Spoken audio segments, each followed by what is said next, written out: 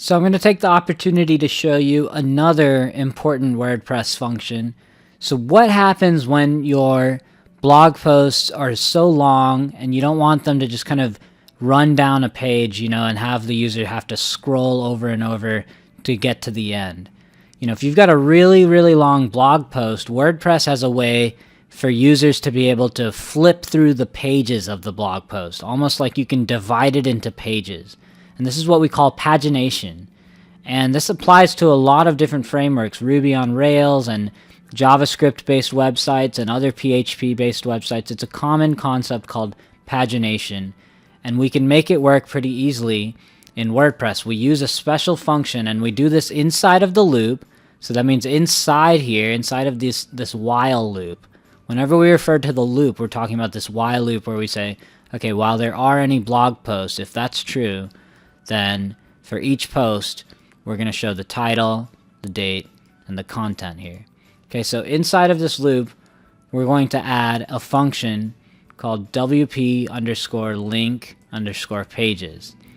Okay, so this is how this function works. If I go over here and just kind of search for it, wp link pages in Google, you'll see they give you examples, and they're saying that this function works when you add this next page quick tag. WordPress has these quick tags that you can add to your content. And if you click on quick tag, you can see all the different quick tags you can add, like bolding your content and adding hyperlinks in your content. Well, if you want to add pages within a blog post, you use this next page tag right here, this quick tag. So that's what we're going to do. I'm going to go over here, and this is our third blog post. And over here, we're just going to dump in some lorem ipsum text. So if you remember, we can open up a new browser tab and just type out lorem ipsum. You could also search lorem ipsum generator. So we'll search that in Google. And that first website is lipsum.com. And that's where we can get some dummy Latin text. Remember, this is how web designers prefer to kind of put in dummy text, just so they can visualize what a filled out website would look like. And I'm just going to grab this paragraph here without the quotation marks, go over to my post here, and I'm just going to kind of add in a few paragraphs like this. And then let's say after the second paragraph, just for the sake of simplicity, I want to create a new page. Well, you can do that in WordPress by using this new next page quick tag. So I'm going to copy that, and I'm going to go over here, and I'm just going to drop it in right there. And just by doing that, the user will now have the option to flip to the next page. So I'm going to update this post so that it's saved to the database now. And then if I go over here and view it, it's not going to work just yet. So if I refresh, it's just showing up as next page. But we're going to have page links in here once we're done building out this function. So we're inside of the loop here, inside single.php, and we need to add this function in. So we're going to do this. We're going to add our PHP tags first. Tab that inward. Let's add our closing PHP tag right here. And then right here we're going to say, in parentheses, an array will go inside of it. Hopefully you're getting used to this pattern of putting arrays inside of these functions.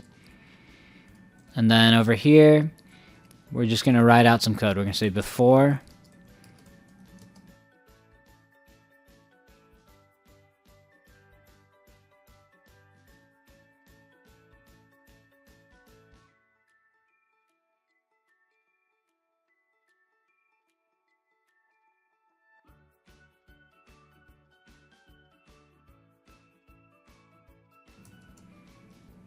So we're just adding in some HTML here.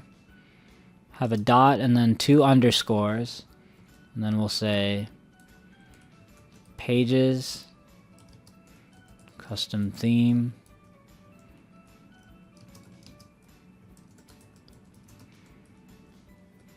And make sure you have your commas there with these arrays. Okay, so that's the first part of the array.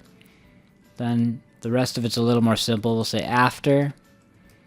Have our arrow pointer there, and then we'll say close the div.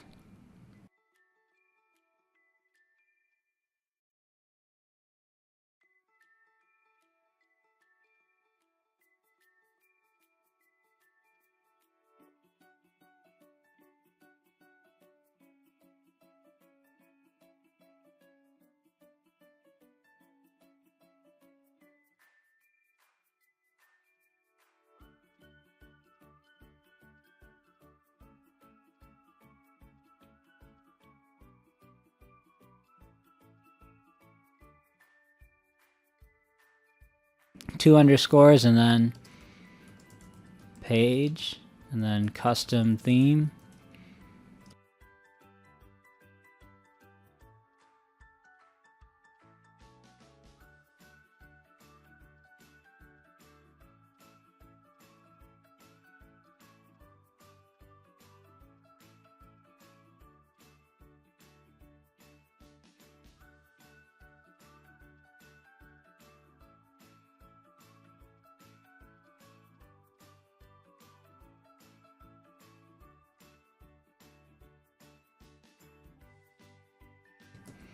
Okay, so we'll save all that, and then we'll just line up these arrows as a best practice for formatting reasons. Just go to the furthest one. This is the furthest one, so I'm going to line them all up to that one. Okay, and I know this is a lot of code, so you want to make sure you got it exactly right with those commas after each of these lines, except for the last line. And you also want to make sure you got your quotations right, so single quotes. Wrap each of these values, and then inside of it you'll have these double quotes. So you have to make sure you got this all right, otherwise you will get an error. Now if I save this, and I go over here and I refresh, nothing's happening. And the problem is, if we go over to edit post, we can't actually add this right here in the visual mode of the editor. You want to be in the text mode. So I'm going to cut that out from there and go to text mode, because text mode is where we can add HTML, and that is an HTML comment right there, as we know. Okay, so that's actual HTML. Visual mode's not going to render it properly, so you want to stay in text mode.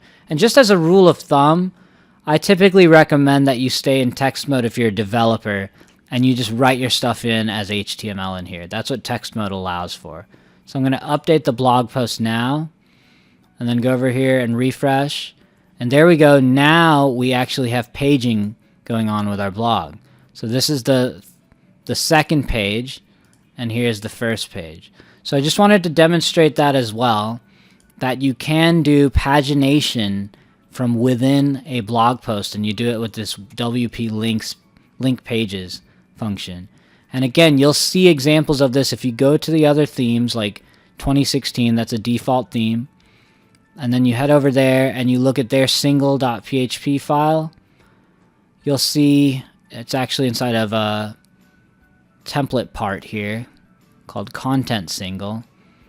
There's an example of using that WP link pages function. So I'm going to close those out for now so that we're just looking at ours. Save your file, and we'll go on from here.